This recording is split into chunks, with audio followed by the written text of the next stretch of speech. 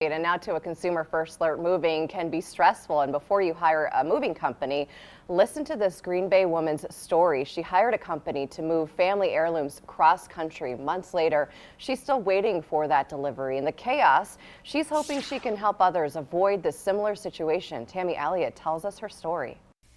These pictures remind Karen Sees of good times with her mother, who passed away last year in Vermont. Karen had hoped to move some of her mother's family heirlooms here to her home in Green Bay. A lot of the stuff that was hers that would remind me of her, sort of my last connection with her. Karen hired a company she found online for the cross-country move. There was a very nice china set that was well over 50 years old that I've always wanted. There was some, if you're familiar with Hitchcock furniture, it's a replica, but very nice, a set of that. 8 months later, she's still waiting for the delivery. She can't get a hold of the company. She's out $2,100. Even worse, her family heirlooms nowhere to be found. It's possible it could be in storage. It's possible it could be damaged. It's possible it could have been sold, whether it's a black market. I don't know. Any of those, of course, is terrible. How frustrated are you right now, Karen? Very frustrated, very hurt.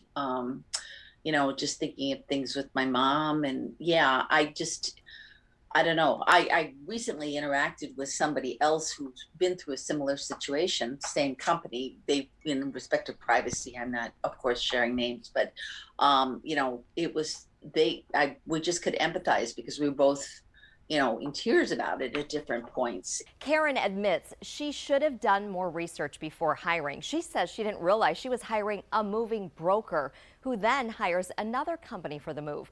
We reached out to that broker, Sawgrass Moving and Relocation out of Florida. They told Action 2 News in a statement they're well aware of her situation and have been actively trying to help her. The concern is the company that the broker hired, One of One Movers out of New Jersey.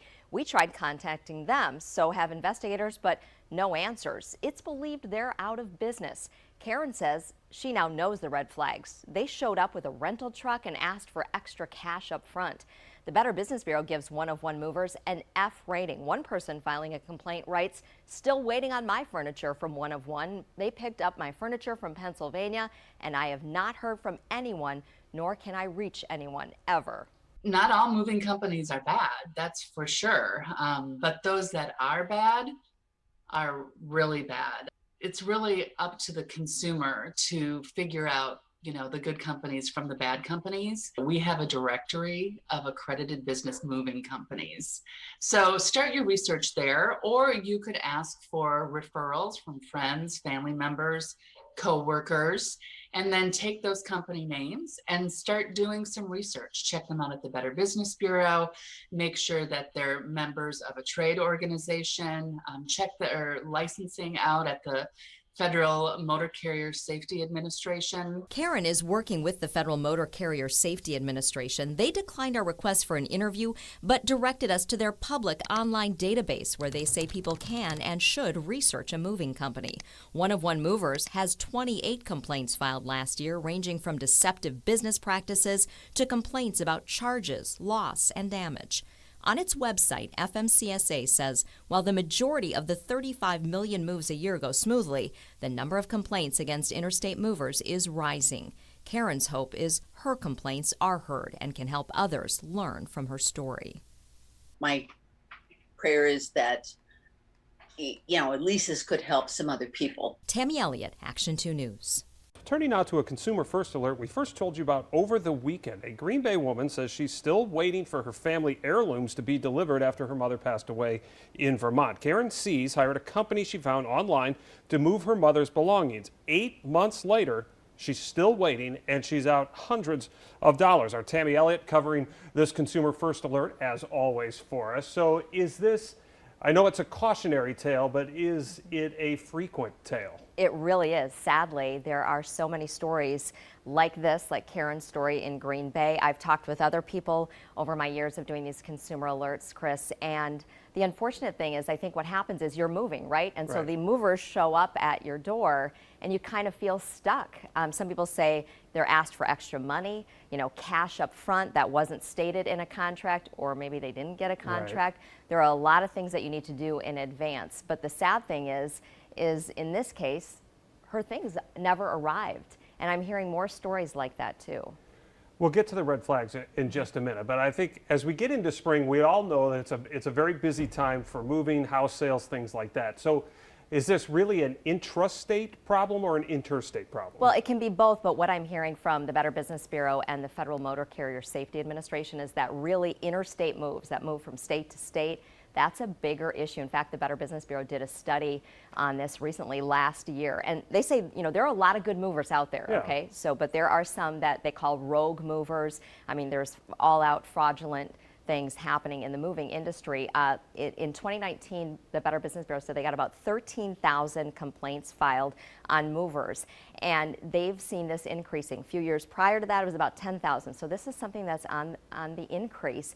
And the problem is that when you're hiring someone and you want to move to a different state, there's a lot of steps involved in this, and they say you really need to look for licensing to make sure that one of these movers is licensed, and also look for a history of complaints. You need to look for an actual location where these companies are located, not just Googling somebody Sure. and looking them up and always going with the best price, because that doesn't necessarily mean you're going to get the results you want. How much of a factor is, because when a lot of people move out of state and they move cross country for a job, they're on a timetable and there is a deadline. They need to be in place. Oftentimes there's so many things going on. Not only are you starting a new job, you're trying to find a new place to live, you're trying to set up maybe schools if you have kids. There's so many things on your mind, and you are under the gun, so to speak. And you're right. And I talked to someone last year in one of my stories, and he said that exact same thing.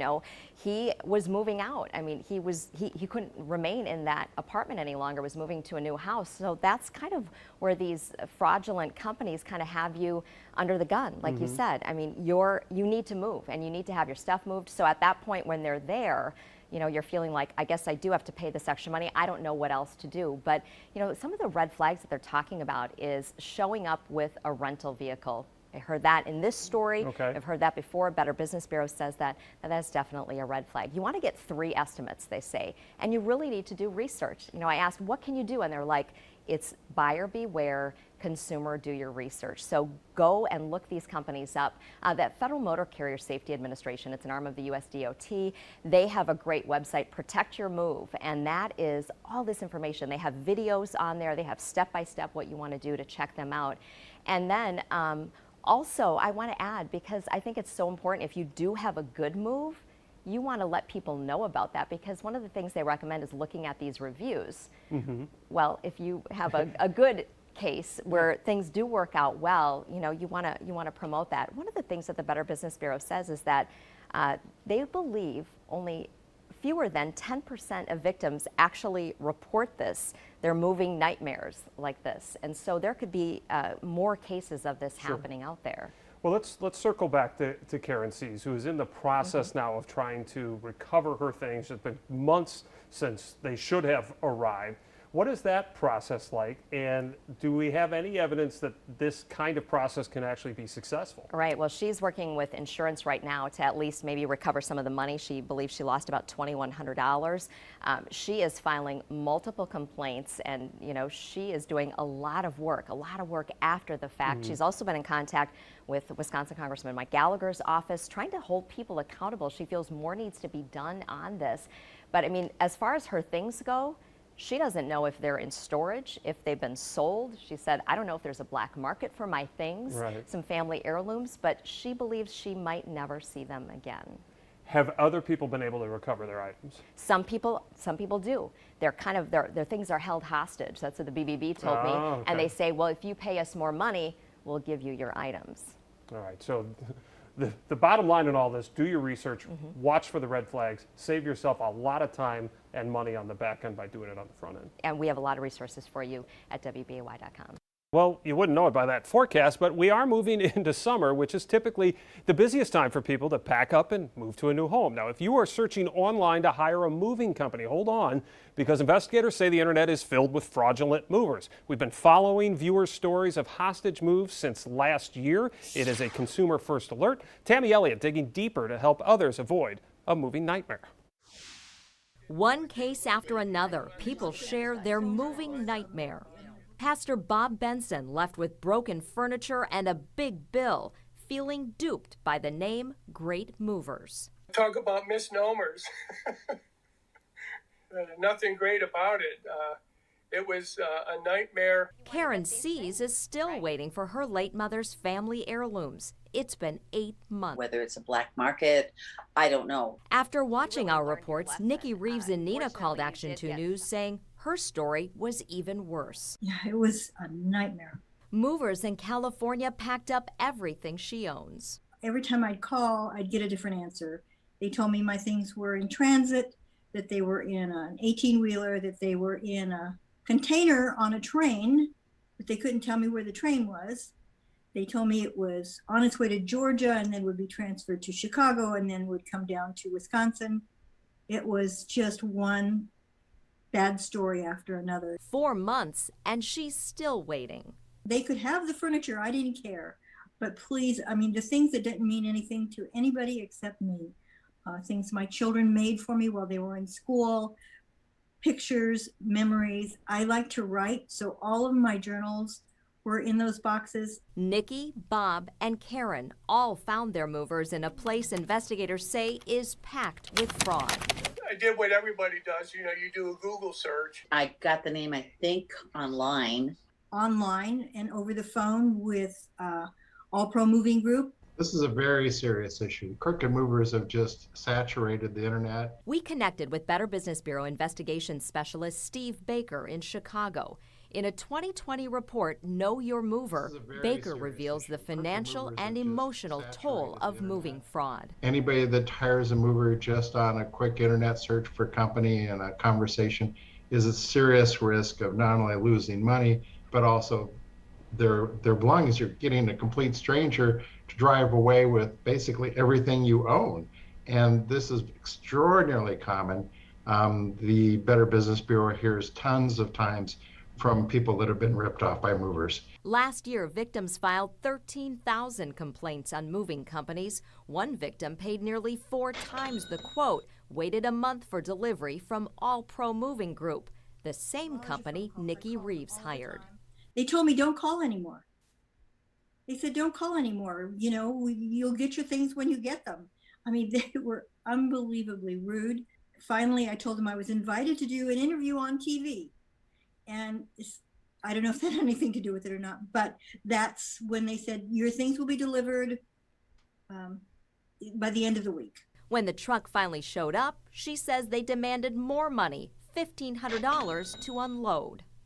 Many things were missing. So much was broken. Those are typical hallmarks. You never know when this stuff is going to show up or if it's going to show up.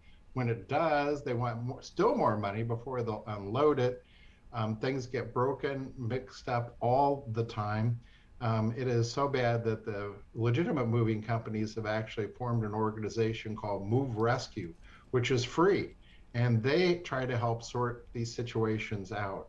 Interstate moving is complicated, and Baker says the people behind the fraud know how to work the system. These guys are very, very good, and they're very tricky. Sometimes they use the Better Business Bureau seal on their websites. They've got fake reviews from supposedly happy people, and you really need to be careful because the chances of getting ripped off are extremely high. Read reviews on the moving company at the BBB website. Look up a license at the Federal Motor Carrier Safety Administration. Check a trusted trade group like the American Movers and Storage Association. Get 3 estimates based on weight, not volume. And remember, legitimate movers won't ask for a lot of money down. They collect final payment after your things are delivered and unloaded. Crooked operations sound good on the phone. They're friendly. They often offer lower prices. People think they're going to save a little bit of money. But if you just find somebody on the internet and don't check them out, there's a very good chance you're kind of going to end up with a fraud. And if you do get ripped off, report it. The authorities need those complaints and information in order to track them down and take action. Absolutely. That's the reason why I wanted to talk to you, was if I could save one person from having to do that. I mean, it's just heartbreaking when you think about the treasures that you pack and trust into strangers' hands. Tammy Elliott, Action 2 News.